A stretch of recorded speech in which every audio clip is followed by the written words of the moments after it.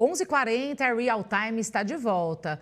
E um ataque hacker a uma empresa de software que presta serviços a bancos e outras instituições financeiras levou mais de R$ 1 bilhão no que está sendo chamado de roubo do século.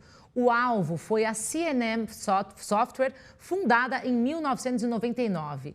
Em nota, o Banco Central informou que a C&M Softwares, prestadora de serviços de tecnologia para instituições provedoras de contas transacionais que não possuem meios de comunicação próprio, comunicou o ataque à sua infraestrutura tecnológica.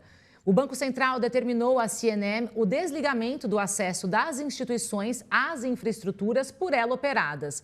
O assessor do BC também informou que nenhum sistema administrado pelo Banco Central foi afetado.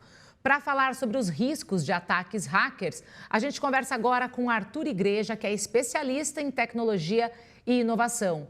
Oi, Arthur, bom dia, seja bem-vindo ao Real Time. Olá, bom dia, obrigado pelo convite. A gente que agradece a sua participação. Bom, Arthur, eu estava lendo essa notícia, assim, a gente até assusta, né? A gente sabe do perigo dos ataques hackers pelo mundo, mas essa notícia realmente, assim, ela foi muito devastadora, né? Dá para saber de antemão aí como é que foi esse ataque? Com relação à técnica usada pelos hackers, ainda nós não sabemos, mas é extremamente grave o que aconteceu. Então, acho que é importante pontuar, até para tranquilizar as pessoas em grande medida. Quando nós falamos desses valores, que alguns estimam que pode passar de R$ 1 bilhão, outros falam na casa de 400 milhões, mas, enfim, pouco importa, porque nós estamos falando de sistema financeiro, nós estamos falando de dinheiro e de confiança, principalmente. Então, o que aconteceu é que essa empresa ela presta serviços, isso é muito comum no mundo da tecnologia, nós temos esse empilhamento de serviços e tecnologia, ninguém é capaz de fazer tudo de ponta a ponta, então é mais ou menos como na nossa vida pessoal, nós usamos serviços da Meta, serviços do Google, serviços da Microsoft, de várias empresas para poder fazer o nosso trabalho. Com relação às instituições financeiras é a mesma coisa. Bom, essa empresa, ela teve essa brecha que foi explorada pelos hackers e eles conseguiram acessar as chamadas contas reserva. O que é isso? São as contas entre as instituições financeiras. São contas que são registradas no Banco Central, porque nós temos que lembrar que dentro de um dia, as pessoas ou as empresas, elas transferem recursos do banco A para o banco B e também do banco B para o banco A. E essa conta nunca fica 0 a 0. Então, existe esse pulmão, essa reserva chamada de conta reserva, justamente para fechar esse equilíbrio e esse balanço.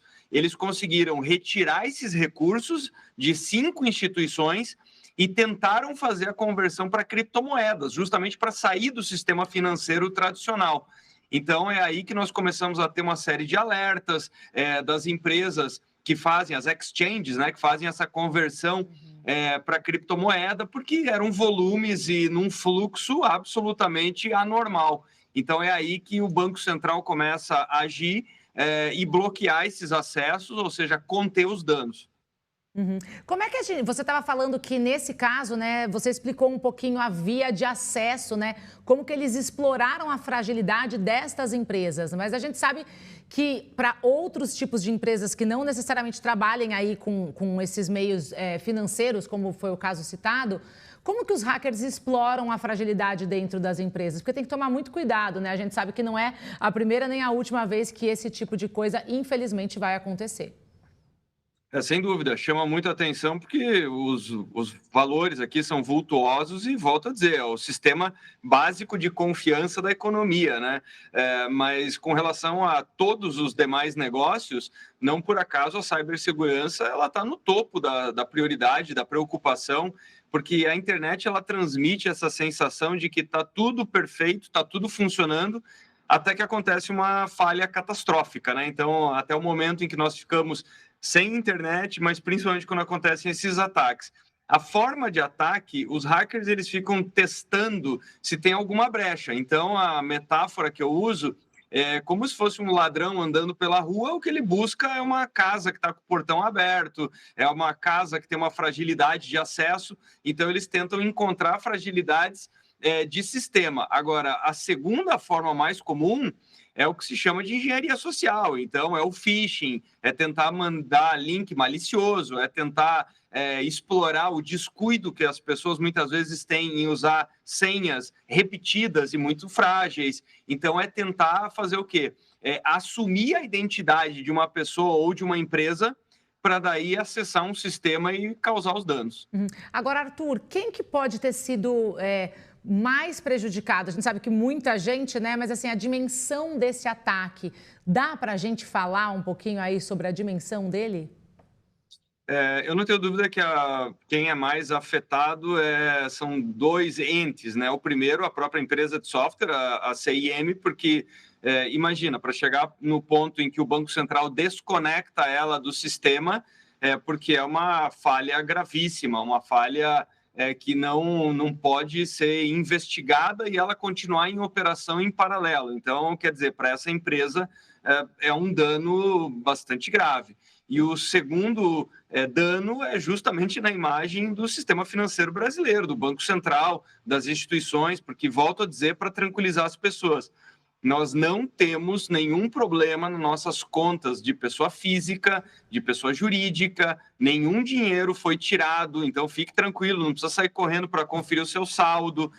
Nós temos que lembrar que tem vários mecanismos onde as instituições financeiras, inclusive, elas têm reservas para recompor valores perdidos em fraudes, em ataques. Então, tudo isso é muito provisionado, uma espécie de seguro que também é estabelecido. Mas, é claro, nós temos aqui um problema de imagem arranhada, mas, sem sombra de dúvida, a CIM é a empresa mais afetada nesse caso todo. Você acha que esse roubo realmente vai entrar para a história como o maior já ocorrido no Brasil? É cedo para falar nos montantes, né? Porque, volto a dizer, nós temos aqui as notícias nas primeiras horas, então é por isso até que os valores estão variando tanto, né? Alguns falam em alguns milhões, depois chegamos nessa cifra de mais de 1 bilhão, mas o ponto é que certamente está no topo desse ranking dos maiores ataques ao sistema financeiro brasileiro. Como você muito bem disse, não é o primeiro, não será o último. A economia foi muito digitalizada, o dinheiro hoje é digital, então é por isso que nós temos esses criminosos que, aliás, eles não atuam só do Brasil no sistema financeiro brasileiro. Nós temos hackers brasileiros que exploram falhas no mundo todo e o contrário também é verdade. Então, esses crimes, eles acontecem sem fronteira, mas esse coloca, dentro do que acontece dentro do Brasil, certamente no topo do ranking. Agora, Arthur, só para a gente encerrar, né? Há alguma forma, a gente sabe que existe, mas é difícil porque, como você mencionou na sua primeira resposta, eles encontram brechas, né, de agir.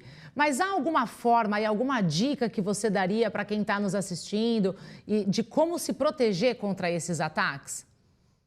Olha, para quem é empresário e está nos assistindo, é muito importante encontrar os parceiros corretos, fazer os investimentos adequados.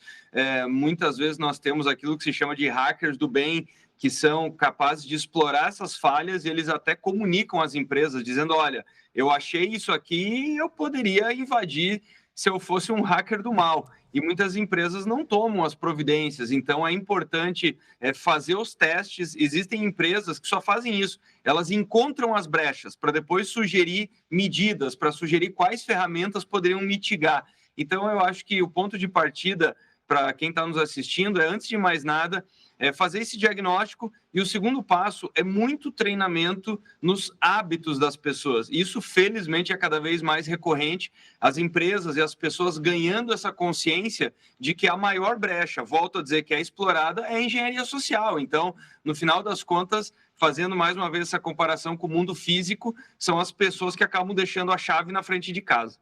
É isso. Muito obrigada, então, pelas suas dicas, pelos seus esclarecimentos em relação a esse roubo aí que, né, tão significativo aqui no Brasil e que as pessoas e empresas invistam, então, em cibersegurança, né? Arthur Igreja, especialista em tecnologia e inovação, muito obrigada pela sua participação e um ótimo resto de semana para você. Obrigado igualmente. Até a próxima. Até a próxima.